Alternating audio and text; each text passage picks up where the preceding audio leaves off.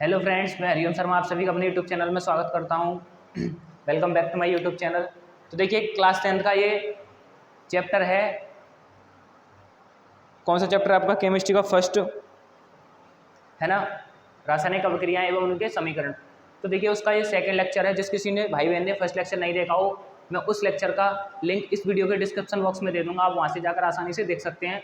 अन्यथा ये आपके सेकंड लेक्चर नहीं समझ में आएगा। तो इसीलिए सबसे पहले आप फर्स्ट लेक्चर को देख लीजिए, जिससे कि आपको कोई भी दिक्कत ना आए। ठीक है, तो फर्स्ट लेक्चर आप देख लेंगे दोस्तों, तो फिर इसमें आपको कोई भी दिक्कत नहीं आएगी। ठीक है, तो देखिए, फर्स्ट लेक्चर में लास्ट हेडिंग छोड़ी थी आपकी रासायनिक अभिक्रियाओं के प्रेक्षण। वो 4 प्रेक्षण थे। कौन कौन से थे? अवस्था में परिवर्तन, रंग में परिवर्तन, और देखिए तापमान में परिवर्तन या प्रकाश का उत्पादन। ये 4 पॉइंट कराए थे। ठीक है, अभी सेकंड लेक्चर में नई हेडिंग है और लेवल से करा रहा हूँ, बिल्कुल कोई भी दिक्कत आपको नहीं आएगी। देखिए, नई हेडिंग क्या है? दैनिक जीवन में होने वाली रासायनिक अभिक्रियाएं। क्या है दोस्तों? दैनिक जीवन में होने वाली रासायनिक अभिक्रियाएं। अब देखिए दोस्तों, जो दैनिक जीवन में होने वाली रासायनिक अभिक्रिया होती है, जैसे मैं बोलता हूँ, पहली अभिक्रिया क्या है? भोजन का पाचन। क्या अभिक्रिया दोस्तों? पहली भोजन का पाचन। भोजन का पाचन कैसी अभिक्रिया है? रासायनिक। दूसरी दोस्तों, जैसे मैं बोलूं भोजन का पाचन, दूसरी अभिक्रिया हो जाएगी आपकी श्वसन। क्या हो जाएगी? श्वसन। श्वसन। और तीसरी अभिक्रिया दोस्तों आपकी हो जाएगी लोहे पर जंग का लगना। क्या हो जाएगी दोस्तों? लोहे पर जंग का लगना। किसका लगना दोस्तों? लोहे पर जंग का लगना। अब दोस्तों, जो चौथी आपकी अभिक्रिया हो जाएगी वो हो जाएगी दही का बनना। क्या हो जाएगी? दही का बनना। दही का बनना। तो दोस्तों, ये 4 पॉइंट हैं, इंपॉर्टेंट हैं, पेपर में पूछे आते हैं एमसीक्यू में, कि निम्न में से कौन सी रासायनिक अभिक्रिया है। दैनिक जीवन में नहीं पूछेगा तो पूछ लेगा आपसे कि निम्न में से कौन सी रासायनिक अभिक्रिया है। तो पहले आपको पता है क्या बताना है? जैसे 4 ऑप्शन दिखेंगे, तो ये इनमें से कोई सा ऑप्शन दिख गया है तो टिक करके आना है। आपको याद रखनी है भोजन का पाचन, श्वसन, और क्या है? दही का बनना, और क्या आपका लोहे पर जंग का लगना। ये किसके एग्जाम्पल हैं? दैनिक जीवन में होने वाली रासायनिक अभिक्रियाओं के 4 एग्जाम्पल हैं। 4 पॉइंट है, मतलब इनको आप अपनी कॉपी में नोट कीजिए जल्दी से। फिर नेक्स्ट हेडिंग पर आते हैं हम। देखिए, रासायनिक अभिक्रियाओं के प्रकार पढ़ेंगे हम। 5-6 प्रकार की होती है रासायनिक अभिक्रियाएं। पहले आप इसको नोट कीजिए, वन बाय वन उनको मैं डिस्कस करूंगा आपके साथ।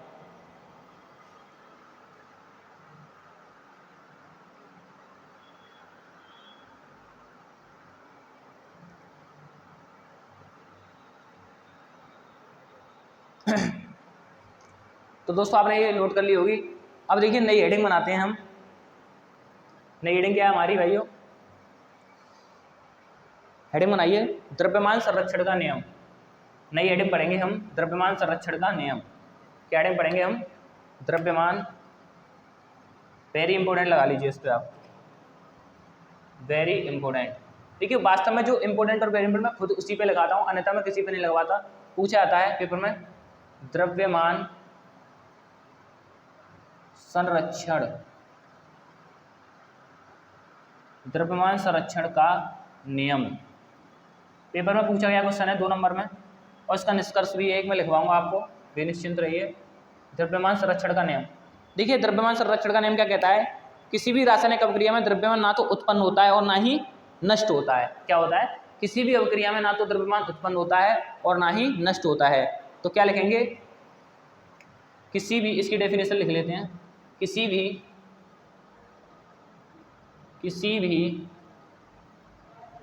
अभिक्रिया, किसी भी अभिक्रिया में, क्या दोस्तों? किसी भी अभिक्रिया में द्रव्यमान ना तो उत्पन्न होता है, ना तो उत्पन्न होता है, और ना ही नष्ट होता है, और ना ही नष्ट होता है।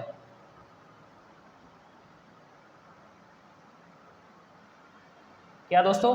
किसी भी अभिक्रिया में द्रव्यमान ना तो उत्पन्न होता है और ना ही नष्ट होता है, द्रव्यमान संरक्षण का नियम कहलाता है। क्या लिखेंगे? द्रव्यमान संरक्षण, द्रव्यमान संरक्षण का नियम कहलाता है।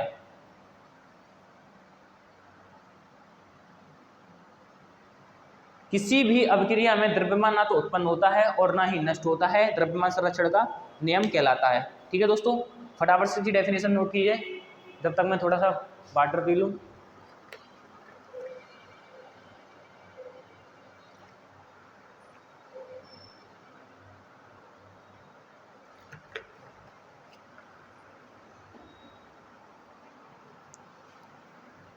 फटाफट से नोट कीजिए भाइयों। देखिए इसका एक निष्कर्ष है। क्या है दोस्तों इसका एक निष्कर्ष? पहले आप नोट कीजिए, जल्दी से निष्कर्ष लिखवाता हूं मैं।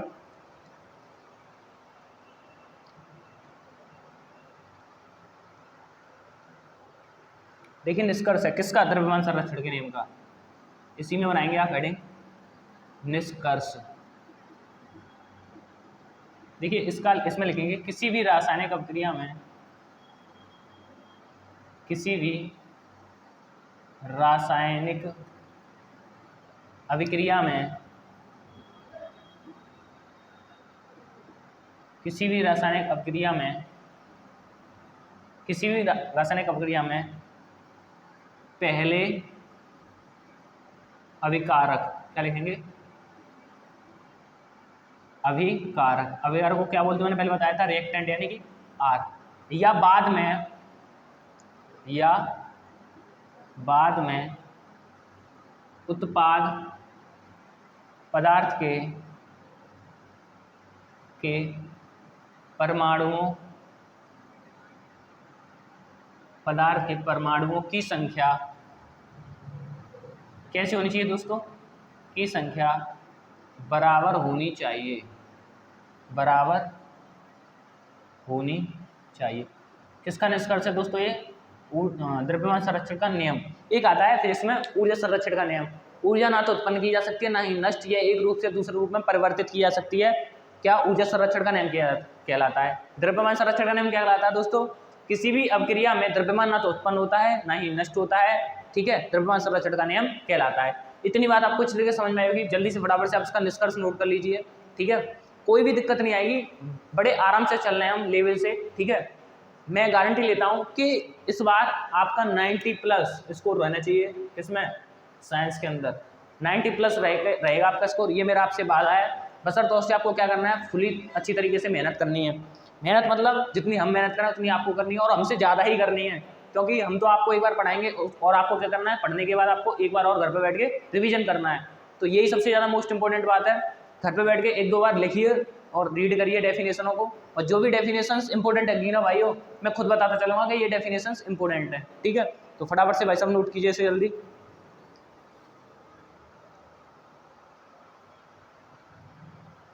तो भाइयों इसे रफ कर देता हूँ मैं। ठीक है, रफ करते हैं ऐसे, फिर आगे बढ़ते हैं अपनी कहानी पर।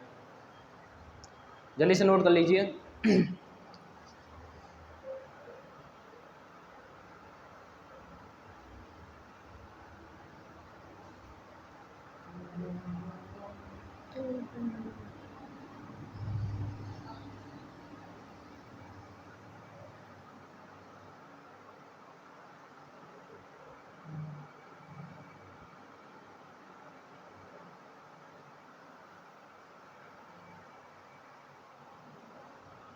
तो देखिए भैया, हेडिंग बनाते हैं हम नई, इसे मिटा देते हैं। ठीक है, आपने निष्कर्ष नोट नहीं किया हो तो नोट कर लीजिए।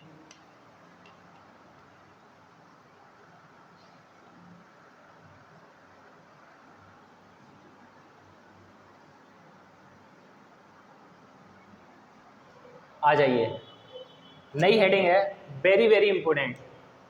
खासतौर से आप ये कहेंगे कि इंपॉर्टेंट चल रहा है, बट पर यही इंपॉर्टेंट है। रासायनिक अभिक्रियाओं के प्रकार, रासायनिक अभिक्रियाओं, रासायनिक अभिक्रियाओं के प्रकार, टाइप्स। ये हेडिंग है दोस्तों आपकी नई। रासायनिक अभिक्रियाओं के प्रकार में पहले हम प्रकार पढ़ेंगे संयोजन अभिक्रिया। पहली कौन सी अभिक्रिया पढ़ेंगे? 5-6 अभिक्रिया होती है, उसमें पहली अभिक्रिया पढ़ेंगे संयोजन अभिक्रिया। कौन सी? संयोजन अभिक्रिया। अब संयोजन अभिक्रिया क्या होती है, जल्दी से कमेंट बॉक्स में कमेंट करके बताइए। व्हाट इज संयोजन रिएक्शन, है ना। देखिए इसमें बहुत सिंपल है, इसमें दो या दो से अधिक अभिकारक मिलकर एक एकल उत्पाद बनाते हैं, मतलब सिंगल बनाते हैं। इसकी डेफिनेशन लिख देते हैं हम यहाँ पे, इसमें यहाँ पे लिख देते हैं, इसमें दो या दो से अधिक, इसमें दो या दो से अधिक अभिकारक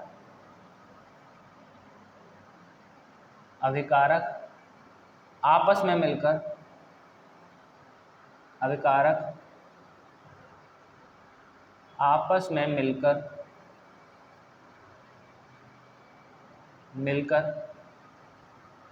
एक यानी कि सिंगल यानी कि एकल प्रोडक्ट बनाते हैं, यानी कि उत्पाद बनाते हैं, यानी कि उनका निर्माण करते हैं। जैसे दोस्तों एक रिएक्शन देता हूं मैं आपको, ठीक है, बहुत अच्छी तरीके समझ में आएगी। देखिए दो या दो से अधिक अभिकारक, एग्जाम्पल देखिए इसका सिंपल सा है, जैसे ए और प्लस बी, ठीक है, ले लेता हूं, तो मिलकर एकल बनाते हैं क्या, उत्पाद। तो दो मिलकर क्या बनाएंगे, एकल, यानी कि सी। तो ए प्लस बी, दो या दो से अधिक क्या अभिकारक मिलकर एक उत्पाद बनाते हैं। तो मैंने आपको बताया था ये कौन सी साइड होगी इसकी, RHS, और ये क्या होगी इसकी पूरी लेफ्ट हैंड साइड LHS। और मैंने एक भी बात और बताई थी आपको कि LHS किसके बराबर होना चाहिए, RHS के, ठीक है।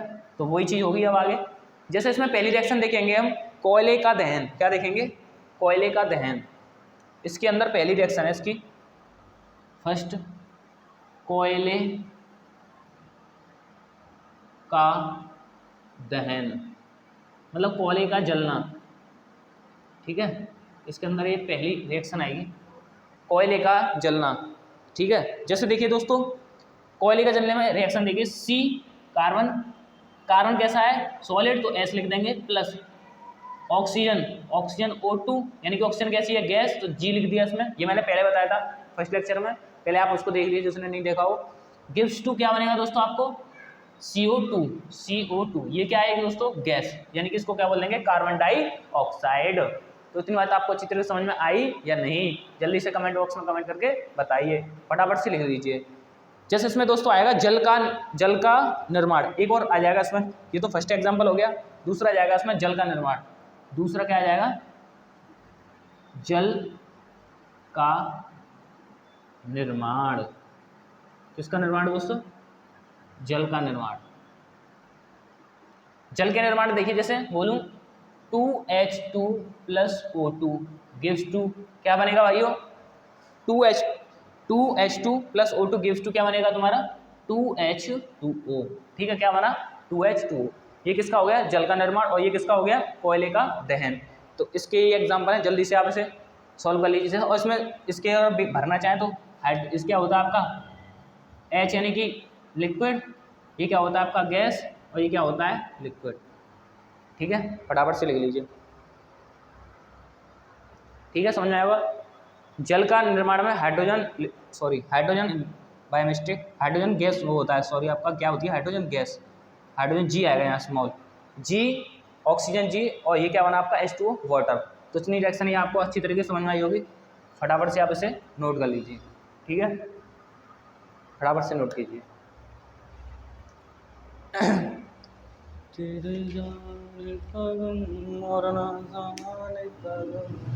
और मैं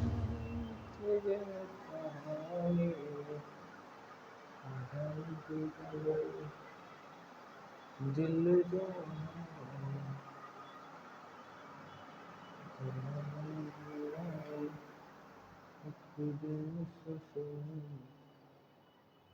अब देखिए दोस्तों नेक्स्ट आगे बढ़ते हैं फिर हम, ठीक है।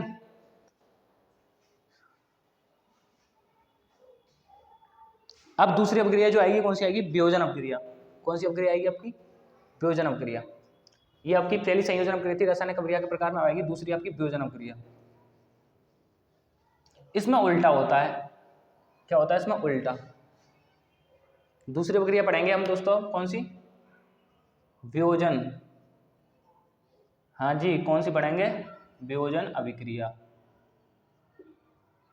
अब वियोजन अभिक्रिया 3-4 टाइप्स की होती है, वही मैं बताऊंगा आपको, ठीक है। वैद्युत, जलीय, तो वो आगे बताएंगे। देखिए हेडिंग बना लीजिए आप फटाफट से। पहले वियोजन अभिक्रिया।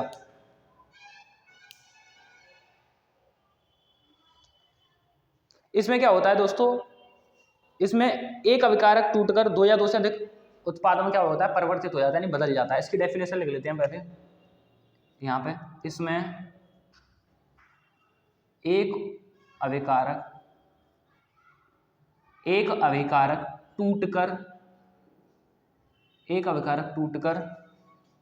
2 या 2 से अधिक उत्पादों में, इसे रफ कर देता हूं मैं, 2 या 2 से अधिक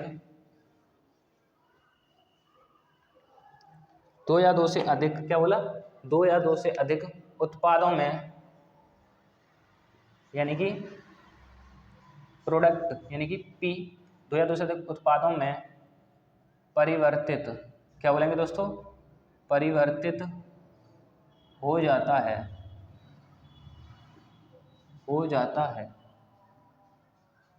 वियोजन अभिक्रिया कहलाती है। कौन सी अभिक्रिया कहलाएगी दोस्तों आपकी? वियोजन अभिक्रिया। वियोजन अभिक्रिया कहलाती है। जैसे दोस्तों एग्जांपल देखिए इसमें, EXP यानी कि एग्जांपल, जैसे कोई एक अभिकारक है, गिव्स टू मिलकर 2 या 2 से अधिक उत्पादों में टूटता है, जो किसमें टूट जाएगा? B + C में, ठीक है। तो ये क्या हुए? उत्पाद। और दोस्तों ये क्या हुए तुम्हारे? ये उत्पाद हो गए। और ये क्या हुआ तुम्हारा? A रिएक्टेंट, यानी कि R बोल सकता हूं ऐसे, यानी कि अभिकारक, ठीक है। इसमें एक अभिकारक टूटकर 2 या 2 से अधिक उत्पादों का क्या करता है? निर्माण करता है या उनमें परिवर्तित हो जाता है, वियोजन अभिक्रिया कहलाती है, ठीक है। एग्जाम्पल मैंने आपको समझाई दिया। अब देखिए नेक्स्ट, फटाफट से नोट कीजिए इसे जल्दी।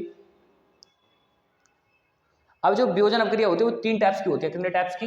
3 टाइप्स की। पहली होती है ऊष्मीय वियोजन।